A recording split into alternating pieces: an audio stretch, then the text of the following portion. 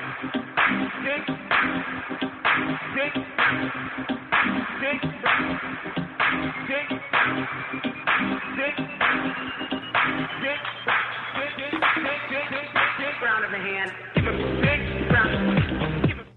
have homes on separate coasts, go dive in Greece with squids.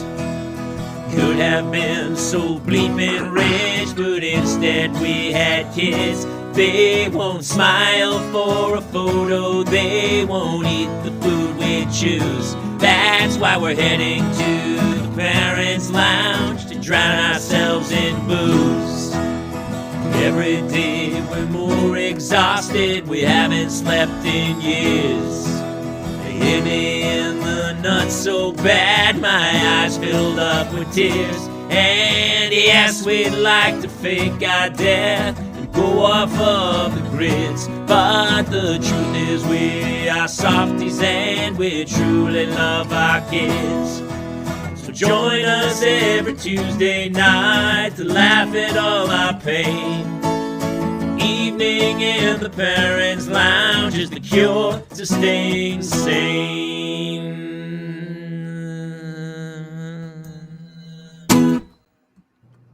Welcome to another edition of the Parents' Lounge Thursday night. I got to tell you guys, I'm loving it even more. Jamie Kaler here with my partner in crime, Jason Gowan, the newest member of the Parents' Lounge, kind of our social media guy extraordinaire. Ben Duff is here, and our guest for this evening, who's become kind of a regular here. You know him from America's Got Talent. He's one of the premier impressionists in the world, I would argue. And he is fantastic. Mr. Jeff Goldblum is here. Yes. I'm here. I'm there. I'm everywhere. I'm much like a Beatles song, except no. Oh no. Ladies and gentlemen, Justin Rupple from America's Got Talent. He is in Phoenix this Sunday at Stand Up Live, one of my favorite clubs in the country. I love that place. Justin, great to see you guys. Thanks for coming in tonight. I don't know why I'm in a good mood tonight. For some reason, just fed my kids. I made them rice-a-roni with hot dogs, but added the vegetables. I steamed some broccoli, some green beans. I sliced up some carrots. And then I gave them a nectarine as kind of a little bit of a dessert. And then I gave them their iPads, and now they're set for like the next hour and a half, and we can rock and roll. I think that's all human beings need.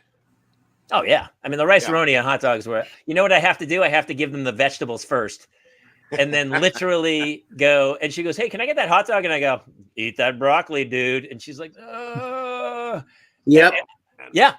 You gotta, when you feed children, by the way, Justin doesn't have kids. He's just our pal who reminds us of what normal life is like. I'm writing it down though. And Here's the thing, Justin. It's a lot. I have a Chihuahua, and it's very similar. It's a very similar. I know. That's why I thought. So honestly, if you ever decided to take the parenting train, it's not going to be a lot different for you. Same kinds of stuff. Okay, so let me see if I'm going to describe my Chihuahua. Okay. And tell me if this sounds like parenting. All right. Yep. Okay. You can't figure out what they want, even though they're making lots of noise. Correct. Yeah, it's absolutely true. Yeah. Okay. Mm-hmm. Even though you fed them and you know for a fact they have no more pee or poop in their body, they still manufacture more pee and poop and want more food. Circle gets the square. Mm-hmm. Okay. Here's the third one. This might just only be Chihuahuas.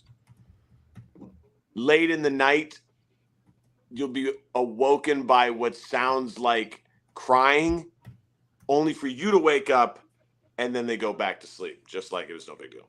It's like you're here. It's like you're literally in my home. You're very, very close. Yeah. So puppies are like babies that you don't get in trouble if they die. Well, okay, let's. They still frown if you leave either one of them in a hot bar. Step too far. Okay. I mean, you can't lose a kid and just go down the pound to get another one. It's not how it's. I mean, well, not in this country. Well, let's check in with Ben. For everyone who doesn't know, this is our pal Ben Duff, who has joined the Parents' Lounge family. And he is a father of 2 children. Ben, you've been on the show before chatting a little bit. Let's talk about your predicament. Yeah. So I have, just to recap, I have 2 kids. I have a 17-year-old, which is weird to say when you have like a 17-year-old, because it just makes me feel that much older. And my 17-year-old has severe autism. He's nonverbal, and we have a lot of behavioral issues and some rage issues and some things like that. And so he's a big kid too. We just took him to the doctor this afternoon, and he weighed in about 235, 236. Oh, and he's do some damage. Yeah, he's a big dude. And do you lock your doors at night? Do you lock your bedroom door at night? No. I actually, sleep has been a big issue. I mean, when he was little, he wouldn't sleep for days. And so, and we've had some of that recently, not as bad, but generally I just crash on the couch. For years, I actually slept in his room, like on the floor. And so, my back's all kind of jacked up. You're a rock star. I mean, I have a 10-year-old who's only like 75 pounds, and I bolt my door shut at night. They'll come in, dude, and just sit over you. It's like a haunting. Yeah. It's terrifying. And so, if you had a son who was, severely autistic like that, I'm not sure how great I'd sleep. I would be kind of a little. I have twins, and I don't sleep well because I'm always worried there's going to be a Menendez brothers thing happening to me. Dude, that's why guys, they always tell me, they go, hey, don't you wish you had boys? And I go, girls, except for Lizzie Borden, don't typically kill their parents. So, no. Well, I will say this. Your typical horror films are not large males. They're now tiny, ominous females singing like children's songs, like la la la la. Yeah, that kind of Megan stuff. With a British accent. Is that right, Justin?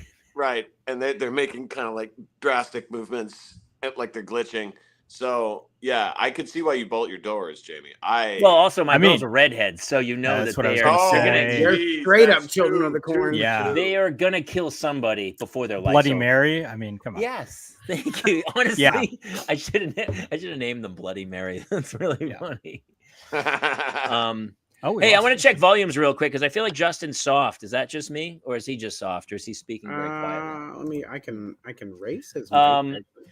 So Ben, that's what's awesome. We kind of connected over this because Jason's sons are nonverbal as well, and going through it, and that's how we kind of connected because all of a sudden we chatted and you had so much information, and it was funny because I didn't know that whole world existed. Yeah, and then you guys, it's very, very common and prevalent nowadays. So it's really kind of cool that you guys can share that info because there's so many people out there who are probably dealing with the same type of issues that you guys are going through.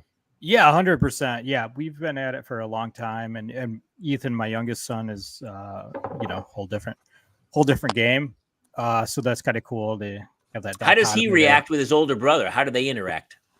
So it's it's a little bit tougher. Obviously, there's a big age difference. We kind of waited a long time to see what's going on.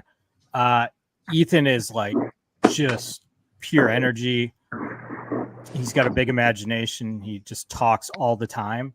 And so like he always wants to do stuff with Brian, but it's just Brian doesn't quite understand. So there are things that they like, the one thing is, Brian still really likes cartoons. And so like they can watch some cartoons together and, there's some cool things there. And we try to do it's called like play therapy. Passing a ball back and forth, simple stuff like that. But yeah, it definitely, I think anybody like looking from the outside in would be like, oh my gosh, what's going on? But I think we're just kind of so used to it. And I'm sure Jason, you kind of feel that too. It's just like, it's just your day. It's just the way it is. So you just kind of go with it. Alcohol pretty much is just carrying me at this point. Like it's all alcohol all the time. Just to like literally, this is mostly rum at this point. Well, What's crazy is even the ice cubes are made of rum. Like he's like, I don't want to waste. I froze them. Yeah. I don't want to waste space on, and it's really hard to freeze alcohol. By the way, you got it. Yeah. He has like a subatomic freezer. I have a nitrogen cannon that I just make all my own. Just for rum cubes. I wasn't going to survive any other way, Justin, and I had to go that extra mile. Some dude's delivering liquid nitrogen to his house, going like, "What are you doing?" He goes, "I'm freezing rum," and he goes, "Oh yeah, that makes total sense." I like the idea that he shows up and goes, nitrogen, sees Jason, and he goes, rum cubes. Like it's a foregone conclusion. He just and he's like, just give me the damn nitrogen. Hey, I want to take a second and say hi to our regulars, Narcolepsy, already in, cracking super funny jokes. Our buddy Freddie B. Let me hang on 1 second. I'm going to share something really quickly with you all. Our pal Freddie Ballesteros, who is the woodworking master. I'm showing this, and if you're listening to this on iTunes, you're missing the video. Whoa! Definitely come see us. So here's what he made for me. This is the most amazing thing. It's really cool. It's a piece of beautiful woodworking with my name on it. He monogrammed this thing for me, Taylor. That's really cool. It's kind of an interesting thing. It sits on top of the bottle, and then when you're ready to do some bedroom banging, you go, "Here's my bottle of wine." Is that not? Well, honestly, Justin, here's the problem. You're going to need a 3 glass holder. Johnny Rupple, he's going to have to go, "Listen, I need 2." For those of you who don't know, our pal Justin Rupple, impressionist extraordinaire, is also a member of a thruple. So while Ben and Jason and I tell you the woes of our having too many children, he'll tell you the woes of having one too many wives. Yeah, indeed. And also the thruple, not a thruple. It's because did you tell me you trademarked that term? Did you trademark it yet? First of all, hold on. Let me. Is there merch? Not yet. Well, here's the thing. I got sent a video today. Someone showed me a picture of a place that had a thruple T-shirt. I'm trying to show you my tattoo. I saw the picture of that on. If you're listening to this on iTunes, he has. There you go. Is that your wedding finger? Yes. It's my wedding finger. So it is. Oh my God! So if you're listening to this, he has a tattoo of the word thruple. Here's what's weird. You didn't go around the finger. You went up the side of it. Oh, he muted himself somehow. You muted yourself somehow, but that's hold on. Can you hear me? By the way, Justin is calling in from Indiana, where he's doing stand-up. Ben is in the top of Michigan, basically Canada. Jason's in from Pennsylvania, and I am in from beautiful California tonight. Here's Freddie B. Can Justin, you hear me okay? I do. Here's from Freddie B, who made those. We got to put a link to his stuff, dude. Freddie, your woodworking stuff is phenomenal, and I can't thank you enough for sending that to me. That was super cool. Yeah, that's really cool, dude. He goes, "Justin, I do have a 3-glass design ready to go," and he's going to call it the Trouble Truple. I love it. Oh, I love it, dude. Well, here's the thing: the last name is Rupple, Rupple, and thruple is TH comes from our partner's last name is Thornhill. So even before we actually called ourselves thinking that it's a thruple would be spelled a THROUPLE, like couple, but with a thra in front of it to mean 3. Ours is just my last name and her name, and so we just slammed them all together. And have you trademarked it yet, or you I don't know if you. I guess we have to. You can trademark that. You can trademark it. Okay, so true. Thanks, you need to be. There needs to be a merch table for you at your shows. One of my favorite stories in history is that apparently Pat Riley trademarked the word three-peat. Did you know this? Ben, did you know this? Yeah, I've heard this. No way. He trademarked the name three-peat. So anytime any team wins 3 in a row and tries to make a T-shirt and say three-peat, they pay Pat Riley. They send Pat Riley money. Isn't that crazy? Didn't Michael Buffer do that with Let's Get Ready to Rumble? Yeah. Too? Yes, he did. He did. And listen, for those ones I go, sure. But then some idiot in like Kansas is like, I'm trademarking popcorn. Dude, you can't just trademark. Like people have tried to I trademark. don't appreciate like, you calling me out. Yeah. Paris Hilton tried to do That's Hot, I believe. That's Back hot. in the, that's hot. I mean, that's kind of hot. If that's your catchphrase, yeah. Michael Buffer, and he has sued people who have have done that and gone like, well, his brother. Yeah, his brother. God, his brother has got what a chip on the shoulder that's got to be. Bruce and Michael, right? I mean, Bruce is let's get it on or something like that, or it's fight time. No, it's so silly. Oh, yeah, you read it. Wow. You read it as Jeff Bridges. So any night Justin and his wives go 3 rounds. Oh wait, you're doing his Goldblum. You're doing his Goldblum. Who did you want me to do it? No. This is he said Jeff Bridges. Pat Riley. Let's do it as Pacino. So any night, the Justin and his wives go 3 rounds. They pay Pat Riley. Hurrah! He slicks his hair back, puts the grease on the bed, slides down, safe, 3P. Hey, Al, while I have you here, I understand you trademarked hoo-ha. Hurrah! I did. I also traded what and oh no.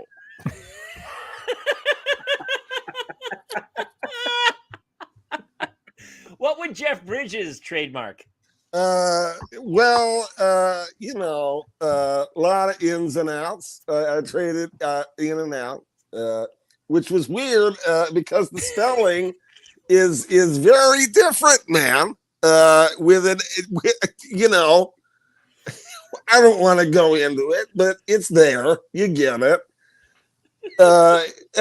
First of all, if you're just listening, you don't see that Ben is packing wood. But by the way, read Narcolepsy. Look what Narcolepsy told you. Trademark. Oh, let's get ready to throuple.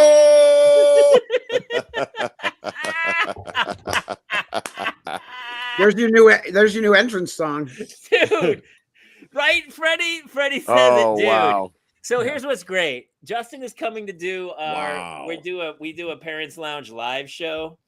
Yeah. And normally Jason and I have to we have a lot of material. We procure and we write and we put up this amazing, it's like a 2-hour show. It's insane. We have a bartender on stage. We do this crazy theater, 300 people, 2 nights. Wow. It's crazy.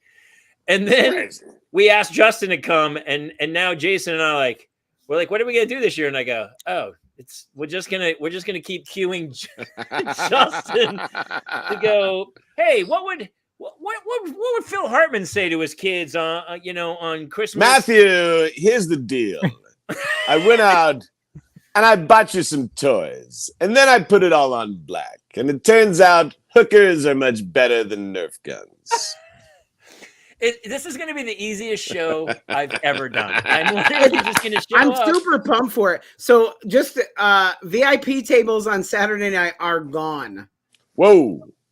Yeah, they sold in like the first 2 hours, the VIP tables. Yeah. And I told Jason, I go, just add more VIP tables. It's just becoming VIPer.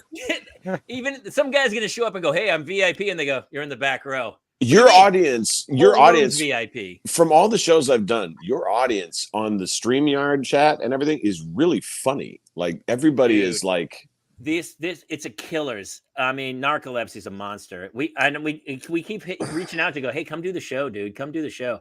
But some of these guys are just they're like snipers. They like to just shoot from 1,000 yards out and take a guy down. I'm telling you, man.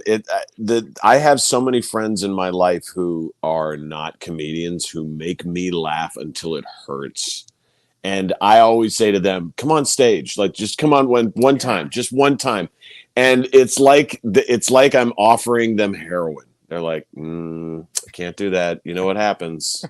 Some people aren't good on the road, brother. I don't get a little taste. Yeah. Hey, speaking of the road, our other guest who he was a little late tonight because he had to coach a kids soccer team is here.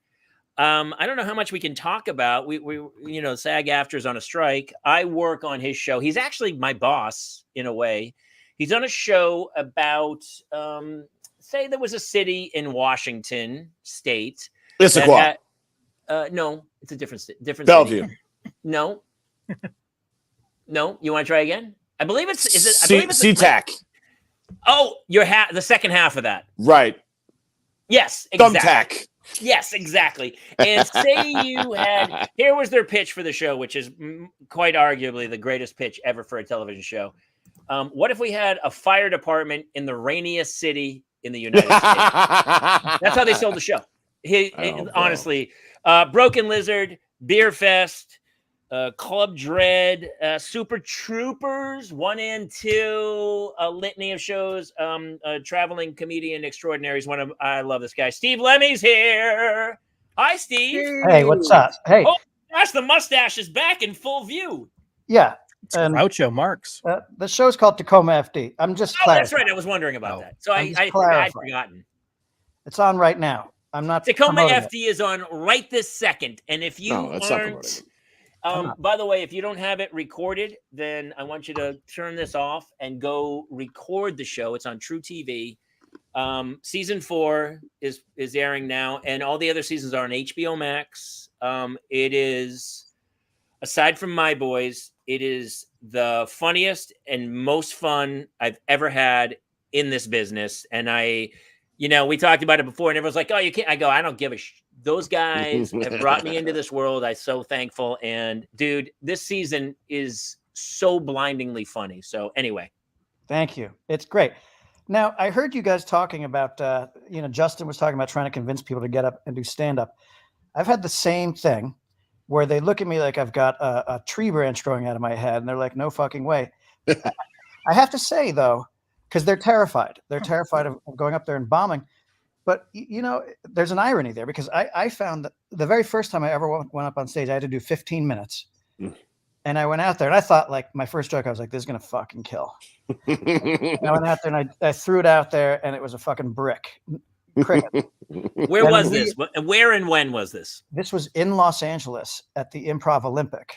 And you'd already done, like, you were already kind of a movie star off of Super Troopers. Was it after Super Troopers? Yeah, this was like 2010. Oh, And, it was like 2 weeks ago. And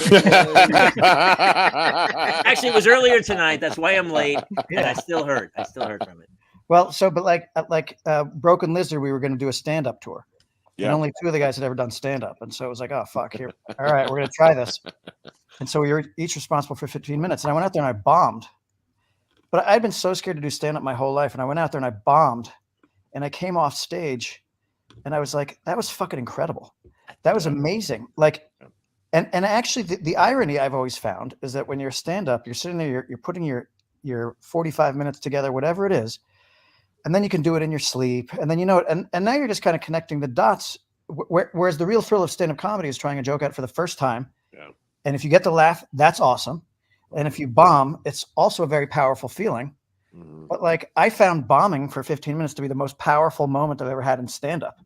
And so, and like, but that did it hurt? I remember bombing and then going like, I was like, I can do this though. I didn't bomb and then go, ugh, I'm done. I can't do this. Like, I bombed and I was like, I am getting on. I was looking for sets later that night. Like I was, that I have that stupidity where I smash my head against, I go, ah. How many times have you done a show where everyone else bombed and you were supposed to go on and you're like, I'm gonna own this room. And then I bombed. And I was like, all right, I didn't. Well, here's what's interesting. And Steve, tell me if this is the way it felt. It's only the first minute of the bombing that sucks, because it's like that first minute, it's kind of like when you jump into cold water and then you pee on yourself and you're like, oh, I can warm myself up. Because the times I've bombed in my life, and if you were there with your boys, bombing with your team there, then what happens is you just look back at them, and when no one's getting you, later on, you and the team of comics that you're there with are gonna laugh about the bombing so much. So, do you know he's an impressionist? Do you know, Steve, that he's America's got so here's the deal. He has a hook and a gimmick. So he starts bombing, and then all of a sudden he goes, and then you start bombing as Mark Wahlberg. And how does that go? Absolutely. Dude, why are you bombing? You seriously bombing right now? Dude, I'll tell you, just get down, just push-ups. Then lift your shirt up and be like, hey, you want to eat some sushi off my abs? You totally want to. See, you want to right now. Then he's like, and then he's a bomb. So for an impressionist, it's like a guitar. I'm like, God damn, I wish I had Hold on. Steve, what did you want to say? Because you were going to say, I wanted to hear what you were Hold on. First of all, that's bullshit. Don't fucking take that from him. Don't take that. He's saying you've got a built-in safety net. That's not fair. Totally believe it. It's like a guy with a guitar. Yeah, but I do play the guitar. What I was going to say. Oh, go ahead. No, I was when you were saying like bombing for the first minute, I think you do have to get to that place. I think you have to bomb a number of times and succeed a number of times so that you know that, like, okay, if I'm bombing, I'm still out here. Let's enjoy it. Let's use this to get strong. Yeah. Because there's something really comical about bombing. Yeah. I wish the people I've known who are really good at it they do very well. I've watched people eat absolute shit and then come off stage and go, that went pretty well. No, it didn't go at all. Every time you see that happen, you're like, well, that's an amateur. The pros are like that I ate shit and I know it, A lot of there's some crazy. I've hung with some crazy comedians and I'm like, you fucking bombed. You bombed. Wait, what's happening? His son's singing. My hook is I can make balloon hold on, let me tell you this. One time, you're gonna love this, Jamie. One time, if you think that an out is always an impression, one time I got, when I was real young, I was like 25 years old, and a club had me hosting all the time. And so I was the club host. Mm-hmm. And so one time Faison Love was on the show, and he was in movies with Vince Vaughn. So in between comics, I was like, you know what I'm going to do? I'm going to go backstage and introduce myself as Vince Vaughn, since I do a Vince Vaughn impression. And then I'm going to come on stage and just be Vince Vaughn. And the owners of the club are like, don't do that. Don't. It's especially not honestly, on a show. Sounds pretty good to me. I think it sounds good. What proceeded to happen was the worst bombing of my entire life, because I went backstage and the guest comic comes off and I go, ladies and gentlemen, now welcome to the stage, Vince Vaughn. And they're like, oh my God, Vince Vaughn is here. And I walk out with a different haircut and a different suit jacket, doing my stupid Vince Vaughn impression, which is stupid now because they're expecting him. And I'm like, hey, babies, I don't even know how's it going out here. Ha, ha, ha, ha. Look at this guy. Look at this guy. Anybody want to ask questions of Vince? And my entire act was depending on them asking questions. They hated you. You were the least. By the way, can we hold on? Read. Hey, you got to read this one. Our buddy Winnie Schrader is here, and she wrote. So there you go. You motorboating son of a bitch! Look at you. I see you right now. You're taking me. Am I to do the ass out hug, or do I come in for just a tip, just for a second, just to see how it feels? Do I have to hold your hand like a small child and lead you through? I still, to this day, the two of them, Wedding Crashers, it's the most glorious. A buddy of mine works at a production company. They had a sequel ready to go, Wedding Crashers 2, and nobody could agree on it, and they couldn't. It fell apart. Yeah, it fell apart. When they gave me the light when I bombed that hard, I audibly said out loud in breaking character, I went, thank God. And they kept that tape, the owners of the club, and played that for me anytime my ego got a little high. They just loop it little. Thank God. It's just the torture. Because, Hey, can we talk for a second, Steve Lemme, about your hat and your rhino dart? Because I had some of them at your 4th of July party. Sure. They are delicious. They're only in Nashville right now. Are they starting to spread around the country? So Steve Lemme, in the vein of Ryan Reynolds, who has gin, and George Clooney has tequila and coffee. Who else has liquor? Somebody else has a liquor. The Rock has Terramana tequila. and Mark Wahlberg. Mark Wahlberg has holy water. I believe it's holy water. He prays every day to his holy water. You guys are forgetting Kid Rock. Kid Rock? No, we're not forgetting him. American Badass. He's American Badass. He shot up Bud Light, and then he got caught at a stadium drinking a Bud Light like 3 weeks later. But Steve Lemme has this rhino dart, which, by the way, is absolutely delicious. And it's called Rhino Dart. It's exactly what you think it is. Oh, because it takes down a rhino. Yeah. This is meant to close out the night. That's how we invented it. Is that the slogan? When you need to close the night out, Rhino Dart. That's what it was. Is like when we first started, my buddy started making these things. It was when like you're at the end of the night. He's like, you know what? We need some rhino darts, and he'd make them, and we'd go bananas.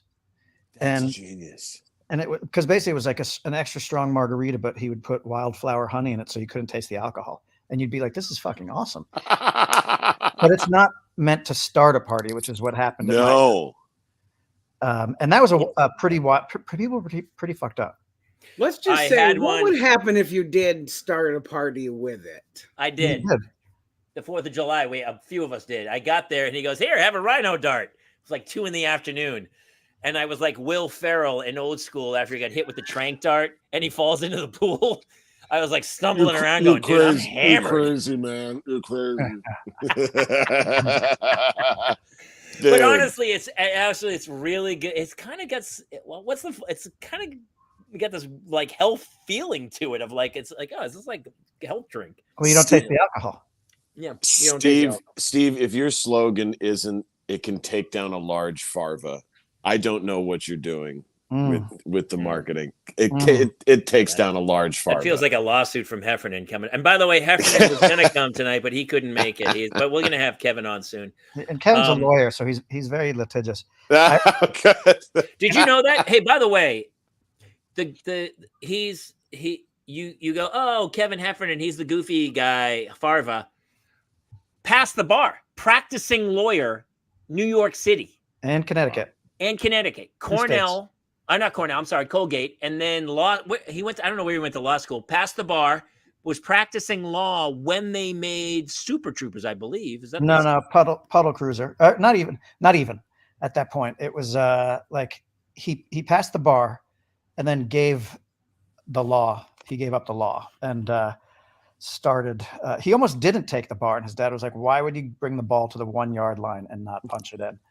And so he was like, "Fine." He took the bar in 2 states, passed, and then never practiced law again. Though he was a paralegal for a little while. Oh, yeah. I thought in my heart it was he was so smart that he saw you guys were all gonna be super famous and passed the bar just to get y'all out of trouble. Like in my mind, that's the way it went. Well, you see him and Steve, and you think, oh, these 2 goofy idiots. They're show running Tacoma FD, wrote a good hunk of the episodes. I think, did you guys direct every episode this season, the 2 of you? Almost all. 9 out of the or 11 out of the 13. Yeah. And so you're like, it's like the Jerry Lewis where you're like, oh, that guy's an idiot. And you're like, no, he invented the video playback, right? Like Jerry Lewis, right? Like pretty big director and like writer. Jerry Lewis, funny. He's the one who came up with the martini. They call it the martini shot. He did create the martini guy. But here's the thing: looking back, I never wanted to be Jerry Lewis. I wanted to be Dean Martin. I wanted to be the Dean Martin guy. I never wanted to be president. In junior high, I ran for vice president, and everyone's like, "Why would you do that?" And I go, "He doesn't have to do anything. It's just a title." Like I would love to be vice president. I wanted to be Jerry, man. I wanted to be Jerry so bad, but I looked and sounded like Dean, but I wanted to be Jerry. That's what I wanted to be. Do you do impressions of those? Do you do Jerry Lewis or Dean? Of course, but I'm not in proper Jerry. You know, like it's a lot of standing and like it's a lot of. It's been so destroyed by The Simpsons that it's pretty hard to get over at this point. It's a lot of here. What I did watch the other day was him in the ring with. Was it Marciano? I can't remember who he was in the ring with, but him jumping around and the boxing was incredible. Like his physical comedy, Jerry Lewis's physical comedy was unmatched. Have you guys ever seen the typewriter bit he did? It's so good. It's so good, yes. It was out of their act. Yeah. Typewriter. Think about how famous they were. They were Beatles famous, at that. I don't think that's possible anymore, really.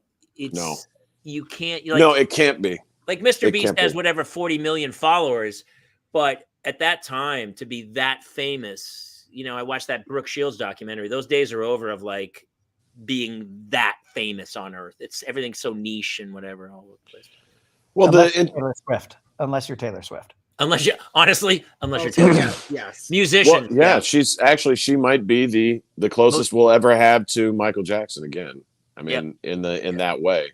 Yep. I've never seen a reaction. My friends went to see her show and took her daughter, and the tickets were $1,800 a piece. That's crazy, dude. I still remember Fast Times at Ridgemont High when Damone is like, "Where were you? I had Van Halen front row for $10." Like, we went and saw Stevie Nicks and Billy Joel, and I got the tickets for face value in the $380 a piece.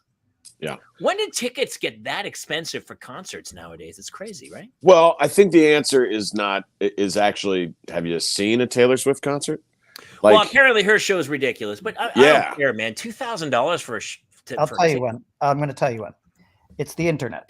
It's when you could start buying tickets on the internet, and the government could start. Remember, ticket scalping used to be illegal because the government couldn't regulate it. Now they can take their cut. Yep. And now all these ticket sites can jack up every fucking ticket to whatever they want, and it's legal because the government to take a piece. That's what happened. Do you know? Right. This is crazy. I actually got arrested in college for scalping. I haven't told this in fucking million years. For Bruce Springsteen tickets. Here's how it happened. It's the 80s. I'm in a Sears and Roebuck in Manchester, New Hampshire. And I don't know if you remember, Ticketmaster, you're too young, Justin. Lemmy, maybe. Ticketmaster was in the back of Sears. Yep. It was a little booth in the back of a Sears. I happened to be not old enough. I was going to BU. It was my first year there. And I was in the back of a Sears in Manchester, New Hampshire. And over the loudspeaker, like they used to do at Kmart, with like Blue Light Special, they said in the Sears, they were like, Bruce Springsteen tickets going on sale in the Ticketmaster in the back. I go, what? I run to the back with my mother, who's I'm going to college. And so I buy a bunch of Bruce. I buy 2 nights. I buy 4 tickets for 2 nights. I get to college. I don't know anybody. It's an hour drive to Worcester from Boston to get Worcester. It was in Worcester. That's where I went to jail. I went to jail in Worcester, Massachusetts. This is the craziest story of all time. So I go the first night. One guy, I get one guy from the dorm was like, yeah, I'll go or whatever. And so he gives me and so I go out. I have 2 extra tickets. I go, well, I'll just sell them in front of the stadium at the Worcester Centrum. And so I'm out in front, and the guy goes, all of a sudden I go, hey, I have 2 extra tickets. Bunch of people come up, and one guy goes, I go, they're $80 or whatever. They were probably like $24 at the time or whatever. And all of a sudden, some other guy goes, I'll give you 100. I'll give you. And all of a sudden, it starts going up in price. And I'm like, I'm 18 years old, and my head's exploding. And I go, yes, sure. And as soon as he pulled out the money and handed it to me, and I handed him the tickets, click, the out of nowhere, I didn't even see it coming. The handcuff went on my arm. And I go, what? And he goes, you're under arrest. I go, for what? And the crime was resale of a ticket more than face value. And did they make this into an after school special? Yes. Yes. I think I saw this believe, one. Jason Bateman. Jason Bateman. Yeah. It was Jason Bateman and his sister in a love triangle. It was very it's illegal to resell the tickets. Yeah. You can't be doing that. Illegal. Okay. So I didn't know. Don't get a cut.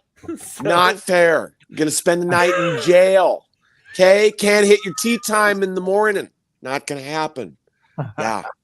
Thanks, Jason. Where were you in 1980? I don't even remember what year. I'll tell you where I was. I was doing my taxes. Okay. Floating the whole family. I don't know where you were. I go to jail. I get arrested in the paddy wagon. I go to jail. The other guy who's with me is like, what do I do? Because I had all the tickets. He can't even get into the show. I go to jail. I'm in jail with a bunch of other scalpers, and they all were laughing at me, all of them, because I was the only person selling real tickets.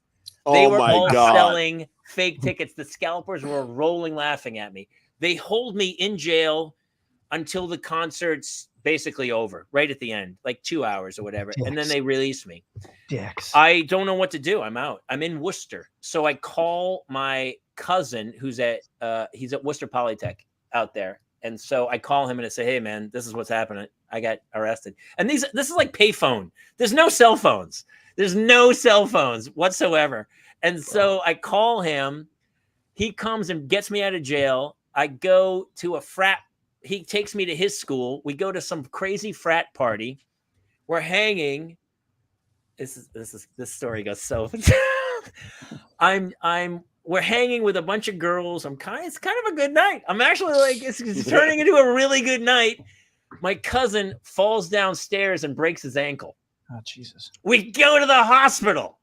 We get out of he gets his ankle set. They cast it. We get home. We get back to his dorm at like 5 a.m. It's like like one of those, no one has a cell phone. It's like one of those insane nights. And long story short, I had to go back out to court, pay a fine for scalping tickets. And now every time I see like Ticketmaster resell a ticket for like 12, 15 times the price of the ticket, I want to put my fist through a wall. It makes you think about the glory days. Sorry. Luckily, I had bought both nights. I actually went back the next night. That's the and salvage. Saw the show, and it was Born in the USA. It was that tour. It was the Born in the USA tour. Oh my God! Oh, nice. Taylor, it's the same thing we just spoke about. It's like weed dealers. There are people who went to jail for a very long time for dealing weed, and now because the government decided to legalize it because they can take a piece and they need that money, it's legal. Hey, you don't have to show off the whole. I know what a flex, man. Go back, walk back, Steve. Walk back. Do not walk back. Walk Steve, back. please. Show don't everyone don't show him. If you're listening to this on iTunes, you wish you were part of Broken Lizard, because this is the kind of riches that are afforded to someone of that kind of comedic talent. Please tell me this is Alabama. He wandered through. I'm surprised the butler wasn't in a fucking tuxedo behind him holding like a tray of drinks. Dude, that would have been so gold if you were like, and they're all rhino darts. It's just rhino darts on a tray. He's like, Mr. Lemmy, another rhino. He's like, no, Jeeves, no rhino dart tonight for me. We don't use butlers anymore. We use AI. We've got robots. You got a robot deliverer. Yeah. That's funny. I was thinking. It just occurred to me. I was thinking about these times we've bombed on stage, and I remember when I first started doing stand-up comedy, I was so excited, and like all of a sudden I was doing really well. And this is like within the first. Yes, I own Ticketmaster. Dude, narcolepsy dropping bombs on people. That's so good. Wait, where's it? You missed the Jodie Foster? I put it up earlier. Oh, yeah, I don't see him. I got Jodie. Yeah, he said Jodie Foster's the kid you sold the tickets to. But go ahead. Bombing. Go back, Steve. Okay. Go ahead. So like, all right. I'm going to try to tell this story quickly. So, I told my agent, I was like, holy shit, I love doing stand-up comedy. And he's like, well, you're doing okay. But like, remember, you're performing in front of your fans. So they're really easy to make laugh. And I was like, it's that same thing that you're talking about, Kayla, where it's like everybody's bombing and they coming off stage and like, it's the worst crowd ever. And you're like, I can do it. I can kill it. And then you go out there and like, they fucking suck. So he's like, well, you should get out there in front of a crowd that doesn't know who you are. And I'm like, fine, whatever, I'll fucking kill. And so he set me up at the Improv on Melrose for a teen tour. And on a weekday in the middle of the afternoon. And now here's the thing. So my set, this is really like the first 2 months I'm doing stand-up comedy. And somebody was like, just, what you should do? Find a story, like a story that kills. And like, that's the story you should tell. And you can build a stand-up comedy routine that builds up to that story. And I was like, okay, that's a pretty good idea. And I had this story about how I was renting a house in Santa Monica, right on the beach. And right when I moved in, like on the second day, I heard a woman like pleasuring herself through the wall. And she was like, oh. And so like, I listened at the wall. I was like, holy shit. And, I pleasured myself. I was that excited about this faceless woman. And, every few days when I was like, I'd hear her there doing the same thing and I'd pleasure myself. And then it was like, ultimately, I'm just racing to the punchline. Finally, like, I was like, let me see if I can see in her window. And I leaned all the way out my window to look into her bedroom window. And I heard the, oh, coming from above. And it turned out it was the pigeons cooing on the rooftop above me. And I was beating off about the pigeons. And so that was the story. That's a good bit. It was a good bit. And it's nice. It's nicer when I focus on it. But the point is that, so then my first real set was all about masturbation and how like, and it's as teenagers, as part of these teenage boys, you never admit it, even though you're all dying to go home and beat off. Mm-hmm. And like, it was just a whole fucking 15 minutes of masturbation material leading up to this pigeon story.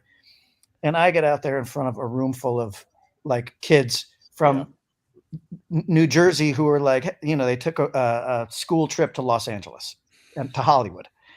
And I go out there, I bombed so fucking hard. And like the girl, but like worse than bombing, like the girls. Listen, I've done teen tours. Everybody bombs on the teen tours. But anyway.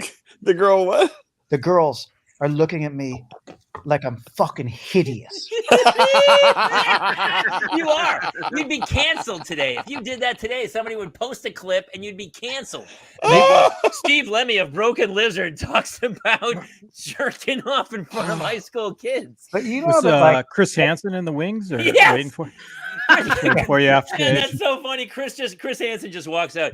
Why don't we have a seat? Wow, it's weird, Steve. You walked on stage with some Bartles and James wine coolers and a box of condoms and started doing jokes. And Steve, tell me about these pigeons.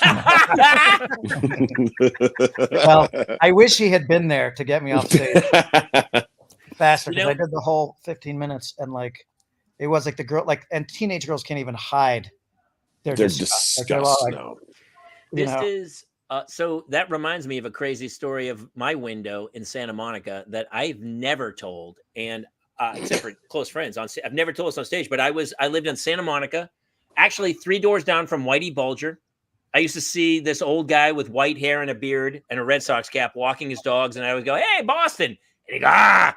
Turns out it was Whitey Bulger, 3 doors down. When they came and arrested him, I was like, I wondered why that guy didn't say hi to me. It was Whitey Bulger. And 3 doors down from then, the band 3 Doors Down. 3 Doors Down was down, and then 3 Dog Night was actually a block over. So the whole thing it fell into place. So my window one night, I had a tiny 1-bedroom apartment, rent-controlled apartment, and I look out the window, and the other building. You know how I miss those apartment buildings where it's like 4 feet apart, and you can see right into their window, and in the other window is a woman on all fours, naked, totally nude. She's 15 feet from me, tops, on her bed, naked. This is like not even late at night. It's like 6 or 7 in the afternoon. And there's a dude fully clothed, and he has an electric razor, not like you're trimming your hair, but you are like an electric shaver. You can't make this up. You cannot make this up. Why would you want to? Why are you admitting to this now? He has a shaver, and and it wasn't sexy. It was like a guy, like spray washing a car. Shearing a sheep. He was shearing a sheep. He had a face. He was so disinterested to what was happening. He's like, it was almost like she was like, seriously, you have to do this. And he was shaving the whole undercarriage. Yep. Like cleaning it, like grooming it. Like he was detailing a car. He was detailing, and at first I was like, "Oh Jesus!" And I jumped back from the window, like I'm not supposed to be seeing this. And so I pulled the curtain down and I just left like a half inch. And I must have sat there for like a half hour and watched this dude. He was angry. He wasn't enjoying one, and neither was she. It was almost like this had to be done. It was like a task. And he was grooming up, under, down, around, and she was on all fours with, you know how you well, I mean, I feel like that would make it easier if they were going to go all in on it.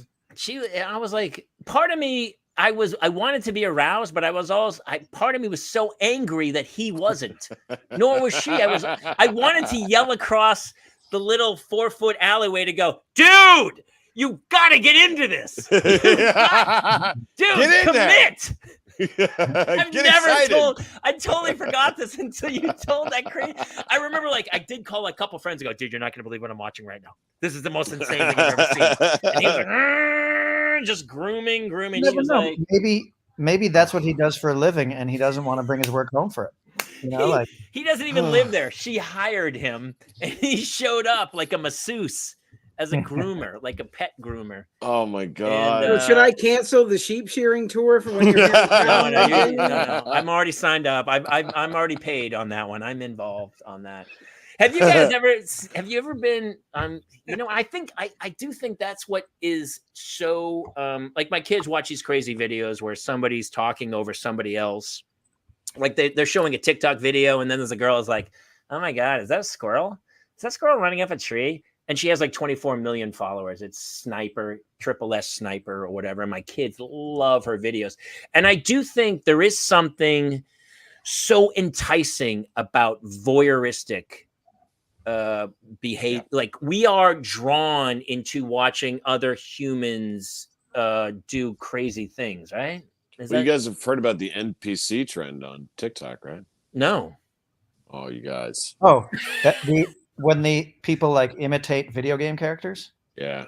Well, on lives, I don't know if you guys have seen on like TikTok or Reels, like there's like these weird videos going around where people are I can't remember this female rapper style influencer. She's popular for going like ice cream, yum, put hat, flowers, and she's doing like weird hand motions. Well, when you are on live TikTok, you can get GIFs. They send you GIFs, and a little animation pops up on the screen. But some of them are kind of like, snipe. Yeah, my daughter loves it too. Yeah, of them are like, it's crazy what these kids love. Right, but some of them, they're making 2K live right now. What they're essentially doing is people are giving them live GIFs that simulate them doing things that you could kind of mime sexually. So let's say I give them an ice cream cone, right? Or they'll be like, oh yeah, look at that. It's a dumbbell, right? And so like the gift is, and so it's like the first time that TikTok hasn't been able to, we can't get rid of this person because they're technically not breaking the rules, but it's very sexualized. And so you'll just be scrolling through TikTok and there'll just be somebody going, ice cream. And you're like, what the fuck is happening? And they're making $3,000, $4,000 an hour by doing this. You keep scrolling through, you come back there sweating like crazy, making GIFs, because what's happened is there are bots that people are paying to live viewers. And so they're dancing for bots, paying them real money. I'm probably actually my AI robot that's doing Steve, it. do you know anything about this? Well, I mean, no.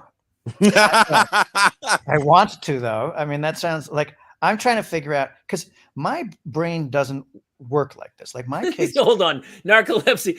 Was it last week we were talking about the blue? Yeah, dude, let the blue waffle go. We're not doing blue waffle anymore. We're done with the blue waffle. What's blue waffle? Don't ever ask that question again. Don't type it into Google. It's just apparently a two girls. It's a two girls, one cup kind of. My targeted ads got really bad, Steve. Yeah, don't blue do waffle is apparently blue waffle is a two Stop girls. even saying it. Stop even saying it. Yeah, don't say. Just don't. So don't say turquoise pancake, whatever. Don't come in. It sucks though, because I'm gonna go look after this. I know you are. I know, but I don't want to be the one responsible, Steve. You won't sleep. You won't sleep. It'll be like The Ring, where they'll find you in a closet, like because you saw the blue. 7 days they'll find you dead in the IHOP bathroom. Is there blood involved or an animal? The word prolapse is involved. Then good. I don't. Now I know, and I don't. Good. Honestly, I wish I didn't want to hear that word. Azul, I have. Dude, bloop. When's Narcolepsy's joke book coming out, dude? Do it on your work computer for added fun. Well, by the way, Jay Check's a teacher, so I'm sure he'll be fired any moment. It is so nuts to find out that what you're saying is true, is that the live streaming and the live look into someone's life is really attractive right now, because everything is so easy to be made into a story that now people are craving the very I'm watching them sleep. I would argue we're all headed towards the real life Truman Show. Yes. And I think human nature, we are drawn to that. We love to watch other people interact, whether without them knowing we're watching, right? Yep. Like that's the lure of The Invisible Man, the book. That's the lure of it. But I don't get it, because like my kids are watching, they've watched Mr. Beast. They watched a guy named Sunday who did what was it? Among Us. And now they're, I don't know the name of the guy, but they're watching the version of that. There's a game called Rainbow Friends. Mm-hmm. And so they're watching that. And the guy is just telling them what's happening on the screen that they're watching. Yeah. That's right. That's what Sniper does. And she has 24 million followers, which means, Ben, what's the math on 24 million followers on YouTube? A lot. I would say tens of millions per year, right? Oh, yeah. I don't want to say the guy, but you can look up who it was on YouTube. A YouTube, Vine, Instagram star messaged me, and he's like, "Why don't you come make some videos with me?" And this kid is 22 years old. Okay, he had 40 million followers on TikTok, and on Instagram like 26 million. I went out to his house. He picked me up in his Porsche S Cayenne and his 911, and he bought every house in that cul-de-sac. And I was like, are these your houses? These are content houses. This one was owned by Mountain Dew. They bought it for us. And I'm like, what do you do here? And he goes, every day our goal is to make about 5 videos. And so I bought my sister's house, my mom's house, yada yada yada. I was like, what? The money's stupid, dude. Mr. Beast has a whole subdivision that he bought. Oh, and he's got Carolina. Yeah, his last video, that 50 million views in 36 hours or something. What does that make? What does 50 million views in 36 hours make? How many millions? A lot. I know a lot, but how much? Literally how much? Well, I know somebody said that if he were to sell, these Wall Street guys, if he were to sell his entities, what he does, they would tell him to sell it for about 500 million. Yeah. But now, Mr. Beast, it's funny because I had this conversation with Kevin Heffernan, who plays Farva, the other day, because we were talking about all right, how are we going to get creative to promote our show during the strike? And I was like, dude, TikTok. Wait, hold on. What show? Tacoma FD, which is on tonight every Thursday on True TV. It is called Tacoma. That's FD. the show you're talking about. It's in season 4. It's also on HBO Max. Yeah, Does it feature an actor, Jamie Kaler, as Captain Polanski? Is that the show you're talking about? Yeah, he's the best guest star we've got. He's going to be in 2 episodes this season. I've seen that show. The last 2 episodes. He's the closer. He comes on to close the show out. He's talking right now. Yeah. Yeah, he's all right. He's funny. He's pretty funny. Anyway, I'm sorry to interrupt. No, that's okay. But so we were having a conversation about. I was trying to explain to him about TikTok. I was like, it's kind of the front page of social media, and all you do. I was like, you can just do dumb shit. There are 2 girls doing a dance routine. We could just come out and do a dance routine. Just and you can split screen it. We can see theirs, and then we can look at each other and then try it. And that's a fucking video.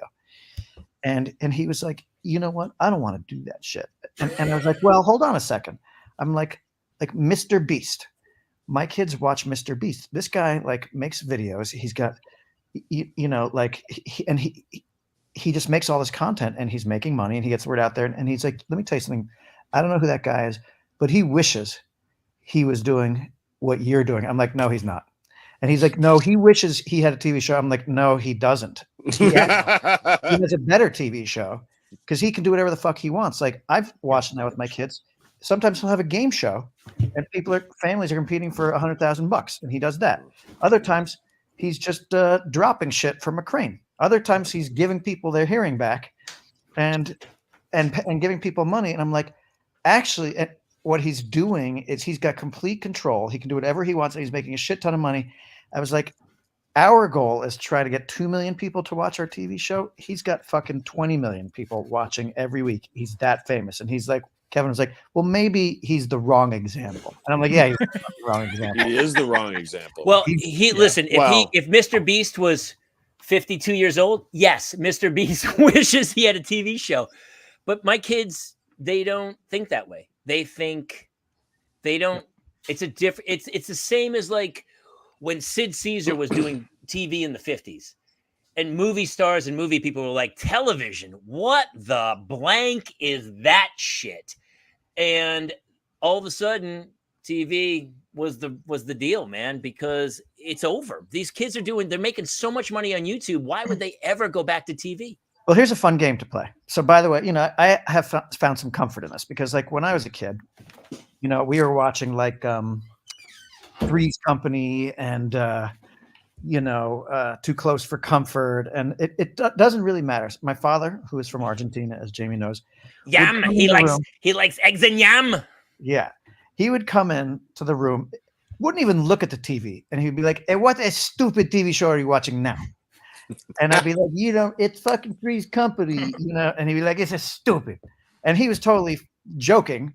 But every show that he ever walked in, the Incredible Hulk, the Dukes of Hazzard, he's like, what is this a stupid program you are watching? I have found comfort. I'm like, holy shit, I can do that with my kids. And every morning, like before school, they're watching fucking this Sunday. They're watching the Rainbow Friends guy. And I'm like, this show is so fucking stupid. And they're like, you don't get it, Dad. I'm like, I'm dumber just for watching it, and you're dumb for watching it. And I'm like, holy shit, I can just insult my kids because of this new trend. Yeah. Watching somebody talk about a video game that's being played.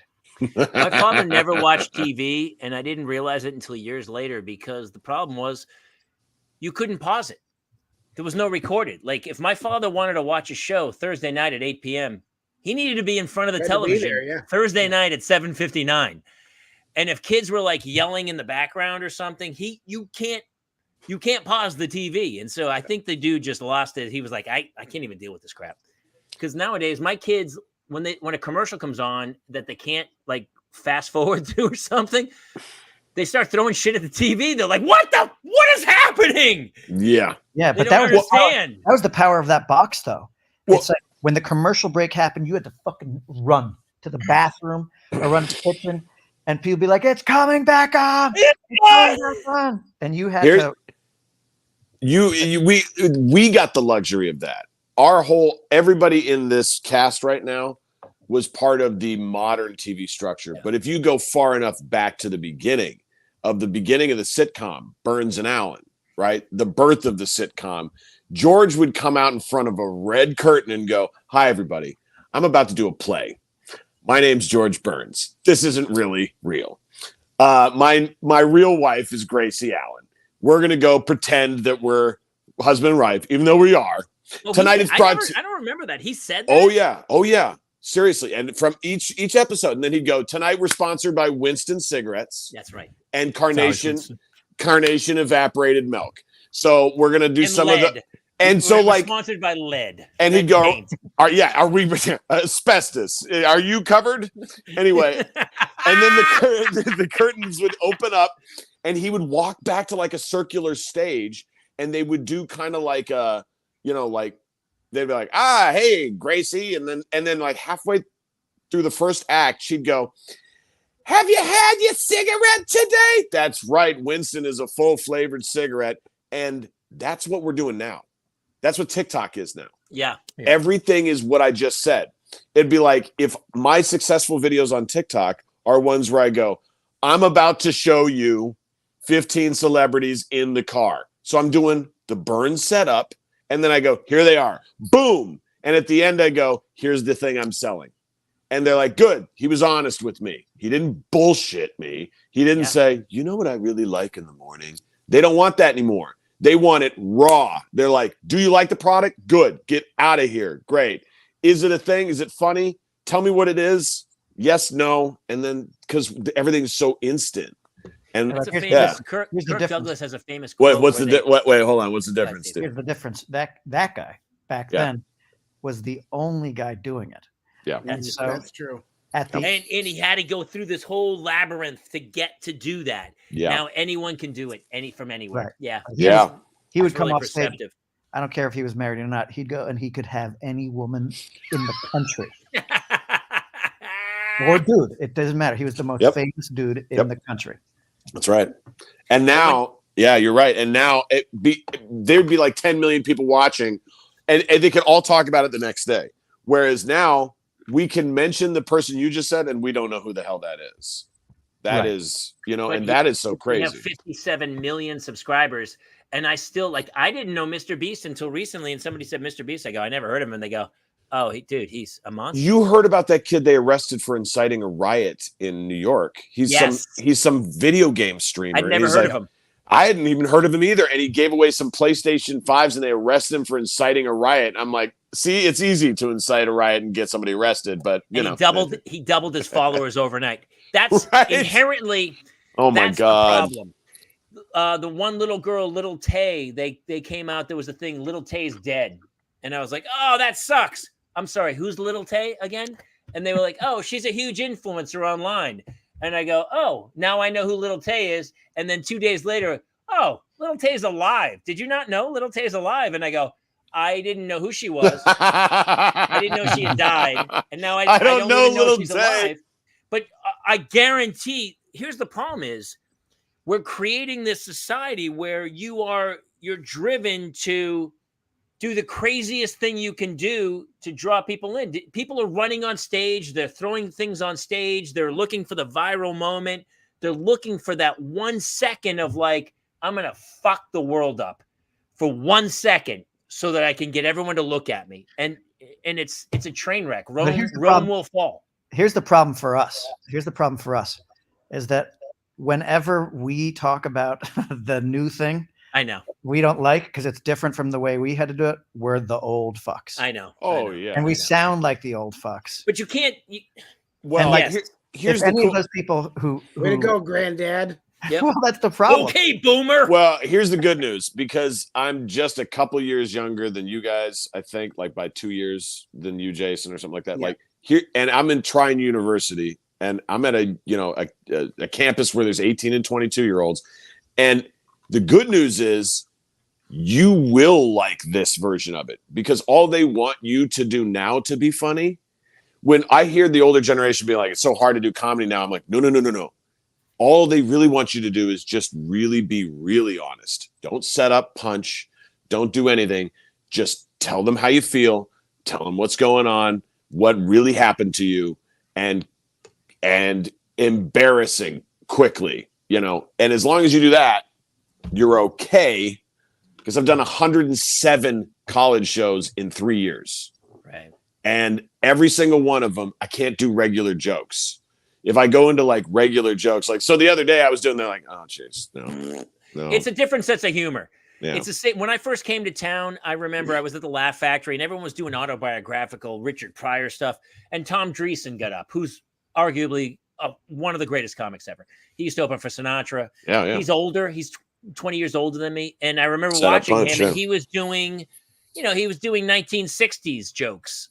I went into the doctor. Yeah. He was doing that era jokes, and we watched him. It didn't go great.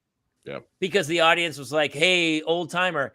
But his art form was so great, it just was out of fashion. And the same way our art form is growing out of fashion too. But I will tell you, I feel like I'm still current. There's a lot of new artists I really appreciate. But I will tell you the negativity of some and the literal lack of talent on some of the people. We're confusing numbers of followers and likes with talent. Like I shared a video with you guys of this group called Almost Friday. Oh yeah. And they're making like shorts that are feature films that are so well crafted and drawn out and shot beautifully, horizontal, not 30-second vertical clips of me just doing insane shit, which is what we've been talking about that is garnering views, but actually like crafting a story and telling a story that you have to pay attention to. And there's a beginning, middle, and end.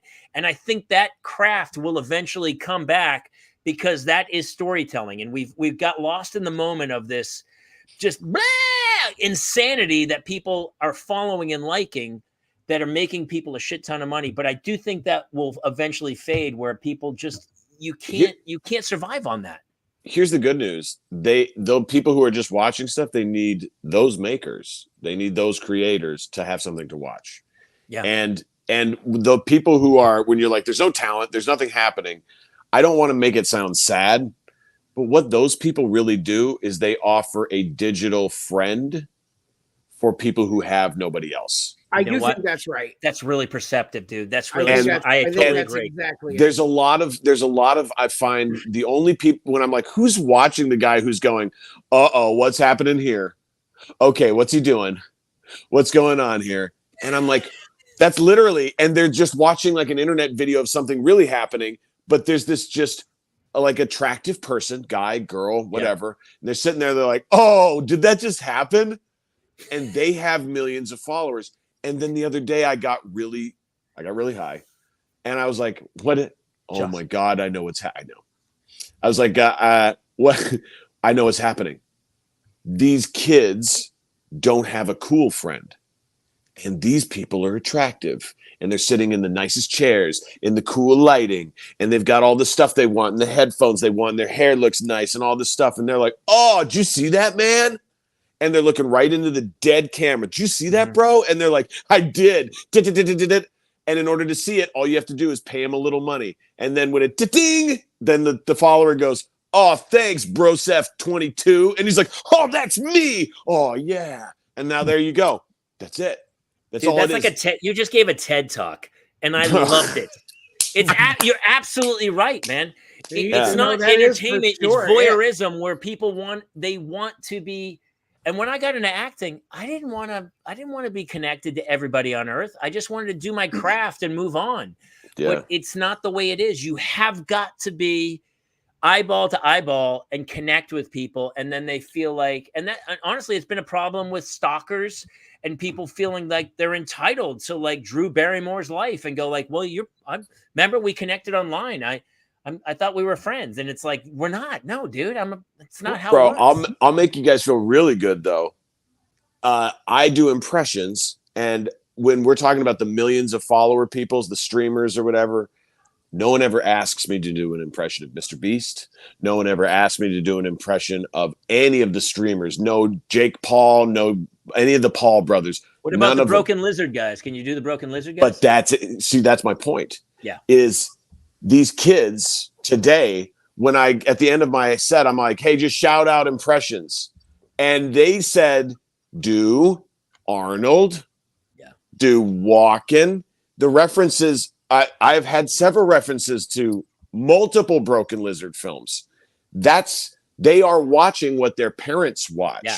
And their parents are us, 40-year-olds, 40-plus-year-olds who are like, when I was 25, the cool shit was the stuff that was the last generation of what we're talking about. So there are no new impressions under the sun. All the good impressions are done. So that stuff is the stuff that we will, you're right, eventually circle back to, because now we've had kind of a secondary market of it. You know how it's like, they call it the Uberizing of capitalism. Steve, what do you feel about it? You feel the same way about what, I mean, because it's so funny. It's a parenting show, but we were gone so far off base. But it is true because we're talking about back to kids now. Kids. Yeah. Do you feel the same way about what entertainment now? Well, it's like, I mean, look at Barbie. It just made a shit ton of money, and like that. truthfully, more than ever now, I'm starting to believe that the movies will still be the movies traditionally because, well, people are going to do, because here's what's happening. Like, from a creative standpoint, if this was like when we were coming up, independent film was the version of the internet. There was no internet, in the 90s. And we were all chasing fucking a couple of slots. We're chasing and a couple of slots on TV. Like, so it was like the state, Broken Lizard went up against the state for that MTV show and the state got it. And then, good for us. We went on and made our first movie, Puddle Cruiser. But then like the state was there and then it was like Upright Citizens Brigade won a contest and they got a TV show. And is that how they got the show? I didn't know that. Yeah. And then and Kids in the Hall, obviously were like, after Saturday Night Live was Kids in the Hall and then the state got their show, but it was like, it was just a few slots. And like, like we became a part of the independent film thing and that started to grow. And then it was like, there was kind of a stand-up comedy and a sketch like renaissance that started to build. And then there was a period of time before all this stuff started happening where it was like, oh, we're starting to move towards digital video and cell phones and you can edit things on your computer. And we would talk about how positive that was because like when we were in our 20s, we didn't have any of that shit and we wanted it. Like we were like, God, that's what I was going to ask you. I was going to ask you now, knowing what you know and having a group of guys that like to make, and now we just call it content, you'd like to make shows and movies together, but would you think yourself now, if it was the technology you had then, is this a better environment for creativity given that there are no more gatekeepers? I think so because like, I'll tell you this, like, like when I sit on the can, I'm scrolling through Instagram. I used to bring my magazines in. Right. I haven't read a magazine. I haven't read paper on the toilet in 15 years. And it's like, I wipe down my cell phone because I'm like, I know stuff is like, this is my friend in here. Yeah. But like, there's an art form there. Like sometimes I'm like, let me just think if I could come up with a thing. I'm like, I can't fucking do it. I think in long form. And my wife, like, she'll be like, she's from Miami. She'll show me some sites she's following, like Only in Dade. And I look at it's every fucking current event that's happening and like 10 great fucking memes. Now look, they're one-liners, but I'm like, genius. And it's like, it's a form of entertainment. And then look, the TikTokers, I'm like, so all these kids have a way to express themselves creatively. And some of these things are fucking amazing. The kids in Africa with the goddamn group dances every fucking day. There's a new video. I follow that thing. And it's like all the dance videos. I'm like, this is awesome. Yeah. And then like, there are so many fucking incredible things. Now look, like, the cream will rise. Always does. Cream rises, and aggregators will aggregate the best stuff for you. Like I'm not out there surfing the fucking garbage. I'm getting the best stuff, aggregated for me. And so like, it's kind of like porn. When you sit there and you're like, holy fucking shit, there are this many million people every fucking day putting themselves on the internet fucking. They're making money like what is happening? Like it's an explosion of fucking apparently everyone on earth has done a porn. It feels like when I go, this is endless supply. And then you find out and you're like, I'm sorry, you're paying for pornography? I'm so confused by the premise. When we were growing up, you're like, oh, okay, there's 10 porn stars and you see them in everything. And you're like, and now anybody who wants to be a porn star who's got the equipment can do it and make money. And people will blow up. Like, you see somebody and they have tons of views or whatever. And you're like, but the burnout's got to end at some point where people just grow tired of that. And the true talent, like I told you, those guys, I mean, I don't know if that video, I was like, oh, this is super creative and really well shot. And eventually it will go back. They're going to make films at some point, but other people, it's not their vein. They are like just voyeuristic, talking to camera. It's just a different medium. Well, but so I do also think that it's like, you can come up with a good joke. I know a lot of people that can come up with a good joke on the spot. And I know that there are these people who can make good dance videos. And there are people who can, look, I got my start in sketch comedy. Like sketch is an art form, and stand-up comedy is an art form, and improv that's a muscle. I've been working. Had this conversation today though. It's like, as a writer, writing TV or film, I'm learning every day. And one thing I spoke to these guys the other day who want to write something, and I was like, fuck, they're not writers. And it's like, it's going to take them time, as it does with everybody. Like, so those guys, Kevin Heffernan has it maybe 10% right. It's not that they wish they could do, they wish they were making a TV show. They're not. But they also can't right now because they don't know how to write long form. It's just a different type of art form. It's like, vive la différence. Like, I guess, like, I don't want to be phased out though. Like, it's like, I don't want TV to go away and movies to go away. If it just becomes TikTok, then I'm going to perish. I'll be waiting tables again. It will never become just that. And and I can promise you that. And the reason why I can say that is TikTok needs long form. And because the storage system isn't long enough, they can't, they depend on, the internet runs on storage. Right. You see these big giga centers of like, that's the gigabytes. That's all your cloud. Right. So 10 minutes, 15 minutes, when YouTube runs the hour-long things, the storage units to get that going, it's a lot. The reason I'm saying that is TikTok, Reels, all this needs the longer form stuff in order to feed off of. It's a parasite. It's the Uberization of entertainment. Right? You're right. Long form stories with a 1, 2, and 3, a full breadth of where the character's going. It teaches a lesson. That's the whole human experience. What is interesting though, is that the TikTok and all this stuff can make it so that there is a more equitable, long-term, more entertainers than there were before. And the reason is AI and technology is making it so that the vast majority of humans don't need to be day laborers selling their soul away, So like the future might be like 70% of people are just some form of entertainer, like they stream what they do for a living. Yeah. And so what you're doing is checking in on them. I think the future of entertainment is like a Malkovich-y way, like, so I got those Ray-Ban glasses. Have you guys seen those with you just touch the side, or you say, hey, Facebook, take a video, and you'll video. We are one upgrade away from those being live streaming glasses. Well, what does it sound like when Malkovich uses those? Listen, when John Malkovich decides to watch it, he will. I haven't done it in a while. It's been a minute. I thought it was pretty good. I thought it was pretty good.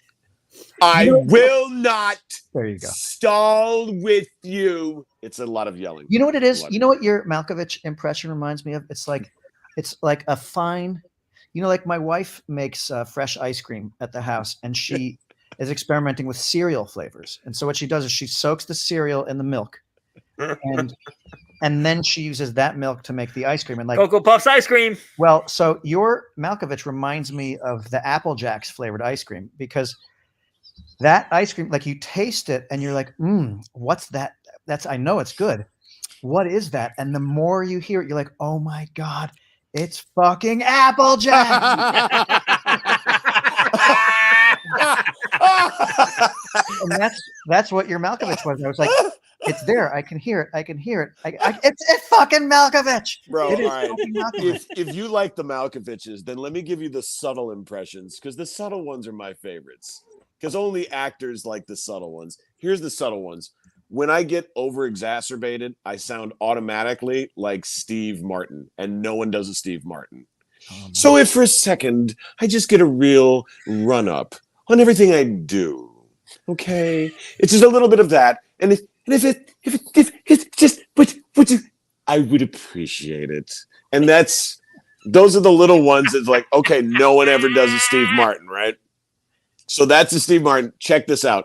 If you take him and get disdain for humanity, he automatically becomes Bill Maher. So if you take this and you take it down, okay, you just get really disdained with it.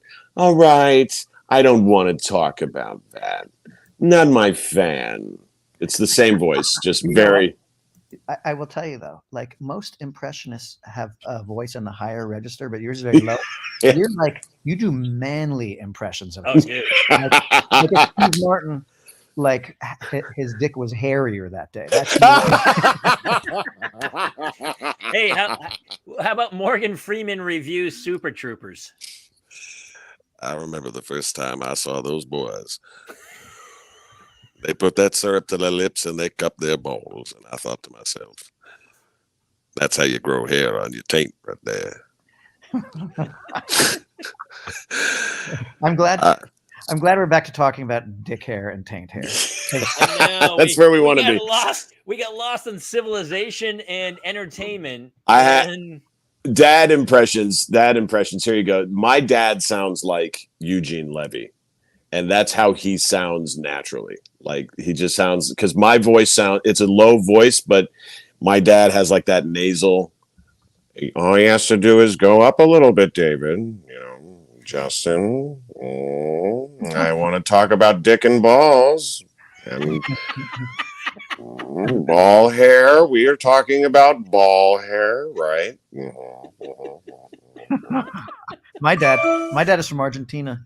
And my mom had very hairy armpits, and she was half Puerto Rican, half French, and he dug. My God, he dug it. By the way, he just turned 90, so it's like it was a different generation. It was the hair. Like if you ever go back and look at the Joy of Sex books, I don't know if they've redone them, but in those the dudes were bearded like Odysseus, and the women had the armpits, and their bushes were like down their thighs. Like that's my dad's. Like they liked it hairy back. Yeah, they did. It was a sign of fertility, right? Hold on. Is your dad's accent? Is that how you came up with the Club Dread character? Yes.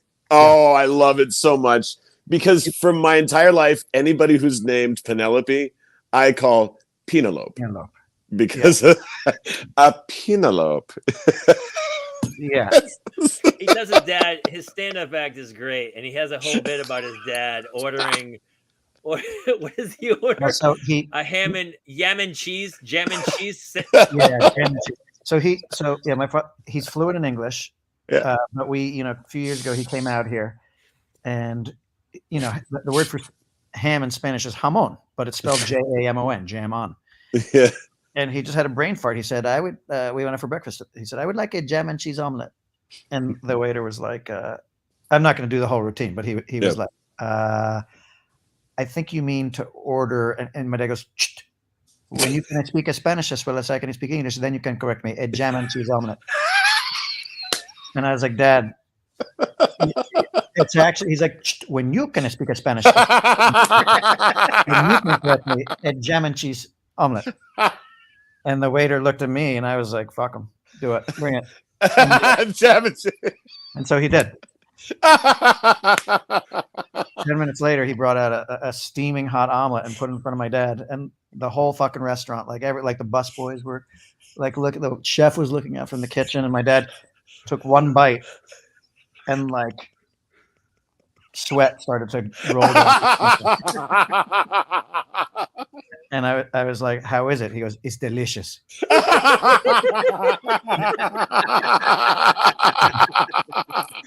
And he ate the whole thing. And the ego, the fucking stupid, the machismo. And driving home, I was like, are you going to admit that you fucked up and meant to order a ham and cheese omelet? He's like, no. And I was like, so you're telling me you meant to order an omelet that was cheese and jelly? And he's like, yes, I did. And I was like, okay, you want to go back and get it again tomorrow? He's like, yes, I do. And we did. We went back. No. And he ordered a fucking jam and cheese omelet. I was like, bro, you got to admit him fucking Sticking with the bit. That's All right, seriously. Listen, we've the been going second day. for 90 minutes. We got to end this show. Oh. My kids they're on an iPad with their brains melting. Can I tell one quick story? Yes, please, would you? So probably like Shit. 8 years ago, Kevin and I had a kid named Alex Schaefer on our podcast. So there was a movie that came out called Win-Win. Anybody remember this? I do. Yeah, the wrestling film. The wrestling film. It's an excellent movie. Fox. It is. Paul Giamatti is a wrestling coach, and it's like Paul Giamatti. He's a great wrestling coach. Yeah, and then my favorite Italian actor. What's his name? God, I love this guy. Oh, yes, yeah. Shit, I can't. Bobby Cannavale. Yep. Oh, he's so good. Eyebrows. Yeah, Cannavale. Yeah. So, and this kid, Alex Schaefer, is the kid who plays the trouble wrestler who comes in. He's boarding with Paul Giamatti for a moment in time because Paul Giamatti realizes he can make money by housing this foster kid. Right. But he's also the coach of the wrestling team. And then the kid tries out for the wrestling team and is fucking awesome. Right. And they're like, holy shit. They're basically saying, dollar signs for this kid. But anyway, movie did, wonderfully received. And so this kid came in to do the podcast with Kevin. He's like, you and I have kind of met before. I was like, really? And I was like, when? He's like, probably about like 5 years ago. My high school came out to California and we went to a stand-up comedy show. And you did a whole routine about masturbation. No! and it was terrible. And you made everybody uncomfortable. And he's like, but I was a huge fan of Super Troopers and I felt bad for you. Good night, bud. That is long form comedy.